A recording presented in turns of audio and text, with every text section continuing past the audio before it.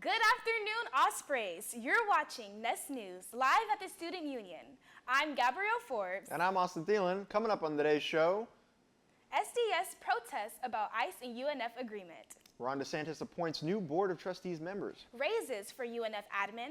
How new federal aid changes affect students. The UNF Director of Emergency Management retiring. How winter break went for students. And a sports update. So stay tuned and enjoy the show.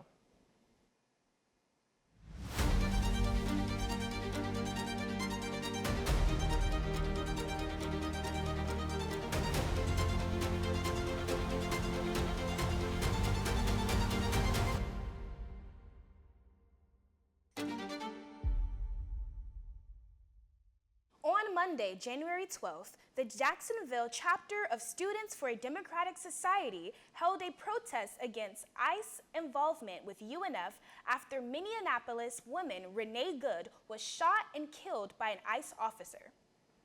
The protest took place near the Student Union, where students could be heard chanting phrases, "ICE off our streets," and "ICE ain't welcome in Duval." The SDS Instagram page called for an end to the agreement between the UNF Police Department and UNF U.S. Immigration and Customs Enforcement, which currently allows local officers, including police university, to be trained to administer federal immigration enforcement. SDS said in its post, "This cold-blooded execution of an unarmed civilian is just more proof that the terror ICE is designed to wreak is on our communities. UNF isn't safe from this terror." Speaking about the recent shooting in Minneapolis, SDS Vice President also said, "So that hasn't happened in UNF, but by collaborating with them, that's the kind of thing UNF is complicit in. They're not taking a stand against ICE, and it really shows how little they value student safety." On Tuesday, Governor Ron DeSantis announced new appointments and reappointments to the University of North Florida's Board of Trustees, a group responsible for overseeing the university's policies, budget, and academic performance. According to a press release from the governor's office, Andrew Hudson, Michael Mayo, and Daniel Skinner have been appointed to the board. Christopher Lazara and Allison Corman Shelton were reappointed to continue their service. Andrew Hudson currently serves as the Vice President and Special Counsel for Corporate Affairs at BlinkRx. His background includes experience in federal policy, congressional legal work, and technology advocacy. Michael Mayo is President and Chief Executive Officer of Baptist Health and also serves on the American Hospital Association Board of Trustees. Daniel Skinner is an Assistant State Attorney and Director of Homicide for Florida's 4th Judicial Court, as well as a UNF alumni. The Board of Trustees is responsible for creating cost-effective policies, overseeing performance evaluations, and ensuring the university maintains high-quality academic programs. All appointments are pending confirmation by the Florida Senate. In December of 2025, a salary report showed the pay disparity between university administrators and faculty. According to the president of the UNF's chapter of the United Faculty Foundation, Madalena Tanasi, the report showed that 14 university administrators received raises totaling over $400,000, while $300,000 was allocated to the rest of faculty.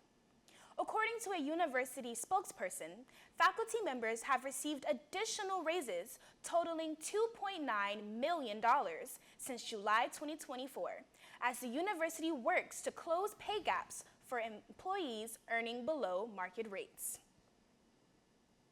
According to a UNF Board of Trustees meeting last fall, roughly 40% of incoming 2025 to 2026 UNF students are Pell Grant recipients.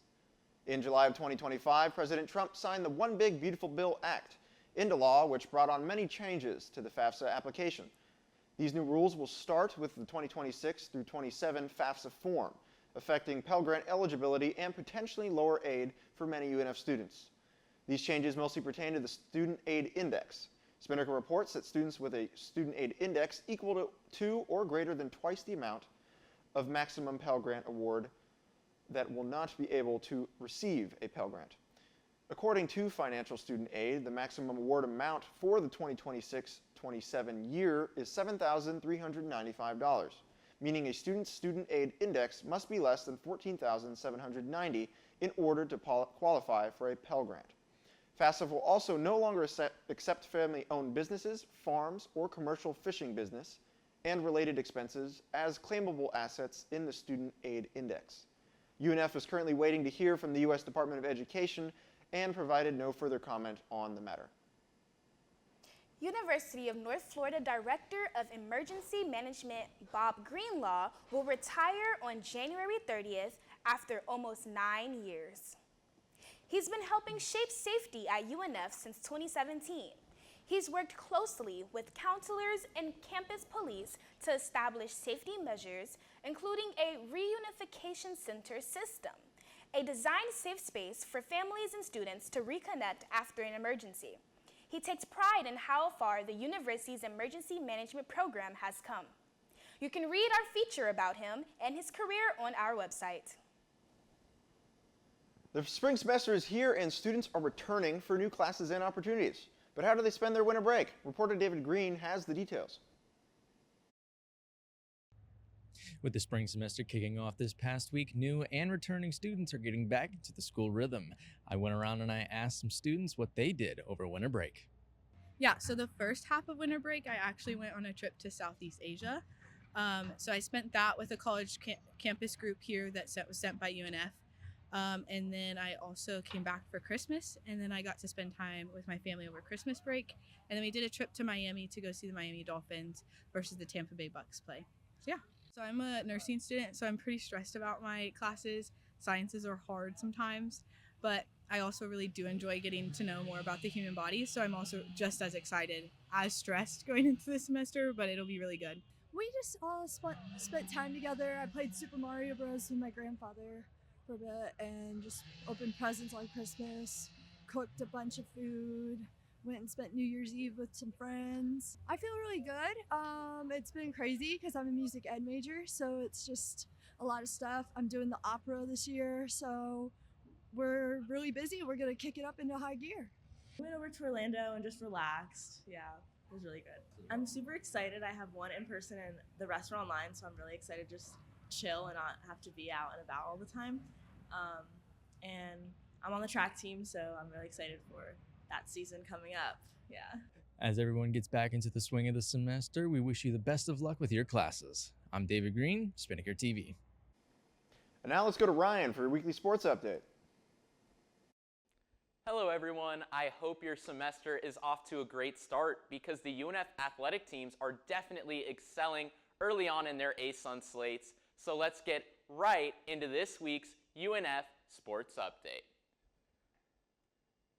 Beginning on the hardwood, the Ospreys men's basketball team got back on track last night as they picked up their first ASUN Conference victory of the season, thrashing North Alabama 105-91 on the road. Next up, they look to keep the momentum rolling tomorrow afternoon against Central Arkansas in Conway. Moving over to the women's side, the UNF women's basketball team has had an up and down week as they took down Queens 64-51 to chalk up their first ASUN win of the season, and then followed that up with a heartbreaking 56-54 loss at home last night. The Lady Ospreys continue their homestand tomorrow afternoon as they host Central Arkansas at 2 p.m. Swinging things over to the hard court, the Ospreys men's tennis team has had mixed results in the early part of their spring season, as they first traveled to Columbia, South Carolina, where they beat the Citadel 6-1 and fell to South Carolina by the same score. After dropping another game to FAU last night, they will look to get back in the win column against Miami tomorrow. Diving into the pool, the UNF women's swim team kicked off the back half of their schedule last week as they hosted Villanova on the 7th and traveled to Georgia Southern on the 10th. The Ospreys lost both of those meets after hard-fought efforts and will look to bounce back at the FGCU dual meet on January 30th. Lastly, the Ospreys men's and women's track and field teams have their indoor season opener tonight in Gainesville, Florida at the Jimmy Carnes Invitational. With both teams coming off of great seasons last year, they will look to start strong. That's all I have for you all today. See you next time. And while Ospreys, that's all we have for you today. Don't forget to donate and support Spinnaker by clicking on the link below. And for all things Spinnaker, check out our website at unfspinnaker.com. Also, don't forget to check out our Instagram at UNF Spinnaker for more content. As always, thank you so much for watching. I'm Gabrielle Forbes. And I'm Austin Thielen. We'll and we'll see you next week on Spinnaker's Next News.